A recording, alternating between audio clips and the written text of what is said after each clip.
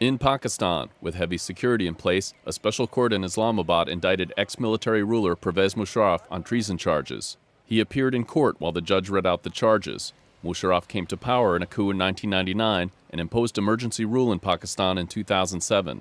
He was forced out as president 1 year later. Musharraf is being treated for reported health problems at a hospital in Rawalpindi. In Iraq, a suicide bomber in a minivan blew up the Hawaz Bridge in Ramadi. At least 7 people were killed and 10 wounded by the blast on March 30th, which made the bridge unpassable for vehicles. It was the 5th bridge in Anbar province to have been damaged by al-Qaeda-linked militants since they began battling Iraqi security forces in Ramadi, Fallujah, and other parts of Anbar in early January. In Belarus, opposition United Civic Party leader Anatol Lebedska was released from a Minsk jail where he served 15 days for disorderly conduct and violating rules on mass protests. He was greeted by friends, fellow party members, and journalists upon his release. Lebedska called his jailing persecution for revealing, quote, the absurd and schizophrenic nature of the current government. In Kyrgyzstan, a new parliamentary coalition called for strengthening statehood has been formed. Parliament is expected to approve a new government led by the coalition. It would be made up of 4 parties, giving it 65 seats in the 120-seat parliament.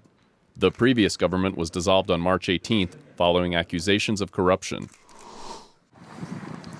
In Kazakhstan, the crash of a Russian weather rocket last week sparked protests in front of the Russian embassy in Astana. Demonstrators say the toxic rocket fuel used on the Russian rockets causes health and environmental problems. The protesters are demanding a ban on the launching of rockets from Kazakhstan. In Georgia, people gathered at the Tbilisi grave of the country's first post-Soviet president, Zviad Gamsakhurdia, to mark the 75th anniversary of his birth. Gamsakhurdia's sons demanded a resumption of the investigation into their father's suspicious death. Gamsakhurdia died in 1993 under unclear circumstances, though his death was declared a suicide. In northern Iraq, quintuplets were born in the Kirkuk General Hospital to a family from the town of Hawija. The 5 baby boys, Mohammed, Abu Bakr, Omar, Othman, and Ali, each weigh about 600 grams. They were named after the Prophet Muhammad and his 4 successors, known as the righteous caliphs in Sunni Islam. The boys' happy father, Yusuf Ibrahim al-Jaburi, said the birth was natural and the mother is in good health. And that's the video roundup from Radio Free Europe, Radio Liberty.